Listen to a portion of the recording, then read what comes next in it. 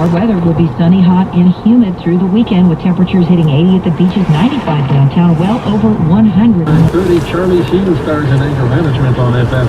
And at 10, the dramatic conclusion of a two-part story on ABC's Lucky Group. Meanwhile on USA, Suits, Snooki and JWoww on MTV, and Wilford followed by Louie on FX. And that's Channel 15. Unfortunately, she got more attention than I did, and right, but it was very controversial. Martin says this is her last fight, if I understand that correctly. Because once I meet her, she won't be able to live with that.